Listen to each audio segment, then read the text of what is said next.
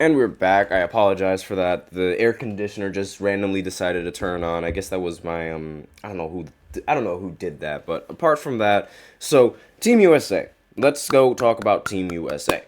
So, the teams they've already been selected, and Kevin Durant, LeBron James, Bam Adebayo, Devin Booker, Steph Curry, Anthony Davis, Anthony Edwards, Joel Embiid, Tyrese Haliburton, Drew Holiday, Kawhi, and Jason Tatum. They've all been chosen to be part of the Team USA roster. Right? Nothing wrong about that. I mean, granted, I do think there's a lot of wrong with the roster simply because there were certain players that got picked over other players, and but we're not gonna talk about that. We're gonna talk about Tyrese Haliburton specifically. So Haliburton, he went out of the playoffs due to injury when he was going up against the Celtics.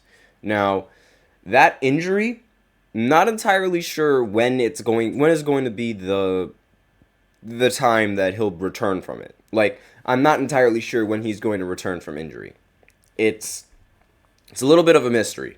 And with that in mind, the Olympics are coming up really, really soon.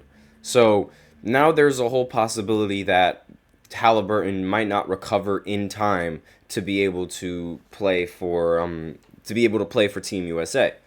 And that's a little bit concerning, like to just a little bit, if we didn't have such talented basketball players in the NBA. And I personally was not a fan of Tyrese Halliburton's acquisition whatsoever on Team USA. I think there were several better options that could have been chosen for Team USA, and now I'm actually going to get into those options because there is a possibility that he might not be available to play for Team USA. So, option one, obviously, the King of New York, Jalen Brunson. Without a doubt, he deserves to be on this roster. I do not care what anyone says. That performance in the playoffs was legendary. That performance in the playoffs was beautiful. It was flawless, and the only reason why that he lost was because of the injuries, but he would be a perfect addition to Team USA. The biggest problem, however, he has a broken hand. And that also might not recover very, very well in the for Team USA. But I wanted to bring this up because why wasn't he picked before Halliburton? Like, I genuinely, let me know what you guys think in the comments. Like, who do you think is better? Because I do not agree with this. I do not agree with the fact that Jalen Brunson was not picked for Team USA. I do not like it. Doesn't make any sense. He's a much better player than Halliburton. It doesn't matter. Halliburton, he might be a better passer, sure, but you already have playmaking on the team, and you already have like, no, I did not like the acquisition of Halliburton whatsoever. Now, you can call it me just being a hater, you can call it whatever you want, but I really think that Jalen Brunson would have been a much better option. Granted, they're both injured, so I guess you guys can be like, well, they're both injured, so I mean, what's the point in bringing this up? So that's why I have several other options for this, like for Team USA. An obvious option that I thought was like obvious for everyone is Kyrie Irving. I mean, I'm surprised that he didn't even make the roster on this, like on the first go around. Like Kyrie, he already has history with Team USA. He's already won a gold medal with Team USA on the Olympics, and I'm honestly just very surprised that he wasn't in the, you know, in any of these selections for the guards, because like, I mean, look at the point guards that are picked. Look at the guards that are picked over him: Drew Holiday, and Halliburton and Devin Booker. Like Devin Booker, you know, maybe like I can understand why they would want Devin Booker on the team, but picking Halliburton over Kyrie, like, are we serious right now? Like, it might be.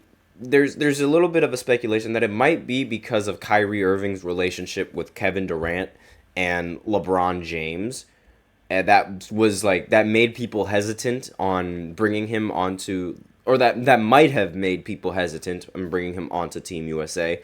But at the end of the day, it's like I feel like this is way different than, you know, just NBA basketball. This is about your nation. This is about like your your home. And it doesn't matter it doesn't matter what fan or like what team you're affiliated with, or like what NBA team you like. Once you wear that Team USA roster, like once you wear that Team USA jersey and you're on that roster, you are everyone is your fan.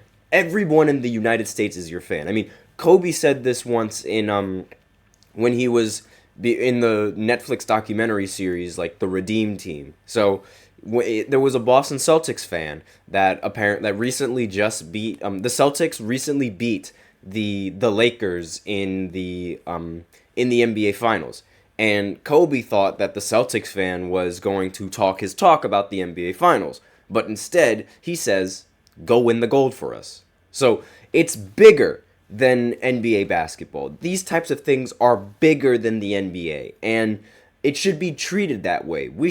Kyrie should be able to play with Kevin Durant and LeBron, and there should be no like there should be no fear of like, oh, maybe the chemistry isn't going to mesh that well. I mean, I understand why they didn't like back in 1992. I understand why they might not have wanted Isaiah Thomas on the roster, because Isaiah Thomas and the Bad Boy Pistons, they were some of the dirtiest players in NBA history, and that makes total sense why they wouldn't want Isaiah Thomas on the roster, because they would fight. They would try to fight, I guess you could say, and they would hard foul every single one of them and try to injure every single one of them. At least that's what the hard fouls seem like they were doing.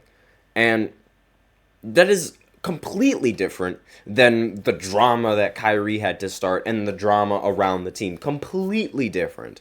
And they're grown men. They can brush that aside and be like, all right, it's time to win the gold. Like I feel like these athletes, like, they could do that. Let me know what you guys think in the comments. Like, do you guys really believe that Kyrie and Kevin Durant can't put their differences aside and be like, let's win the gold? Like, you really think they can't do that? I think it's blasphemous if you think they can't. But even if you think that chemistry is going to be a little bit off, there's also Trae Young. Like, Trae Young is a phenomenal point guard. And, I mean, without a doubt, he's better than Tyrese Haliburton. I'm sorry to say this. Trae Young is more consistent than Haliburton. He's been more consistent in the NBA throughout many seasons. He's a better scoring option. He can pass the ball just as well as Haliburton. The only thing that's really lacking is his size and the defense. But aside from that, that's not the reason why you put Trae Young on the floor, and that's not the reason why you put Haliburton on the floor either. You put them on the floor to score the basketball, shoot the basketball, pass the ball, and play make. Like, that's why you have those two point guards on your team in the first place.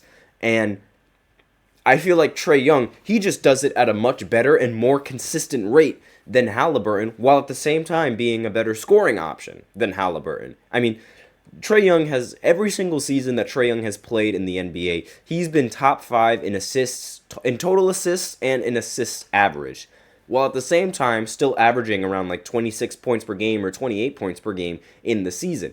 That is phenomenal, that is consistent, and it should be recognized. And the fact that Haliburton got a spot over him is insane to me. So, if there was anyone that definitely deserves to be on the Team USA roster, if Haliburton isn't available, it should be Trae Young.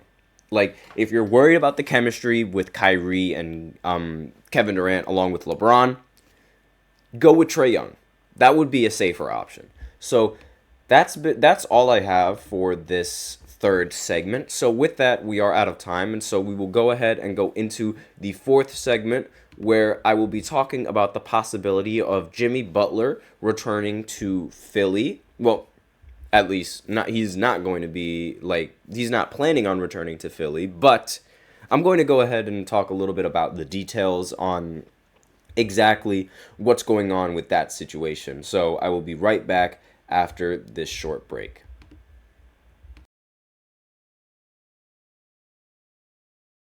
For the best and latest podcasts available anywhere, go to the podcast app on your cell phone and type in GSMC to access free content-rich podcasts on health and wellness, book reviews, sports, entertainment, relationships, social media, movies, technology, finance, and even weird news.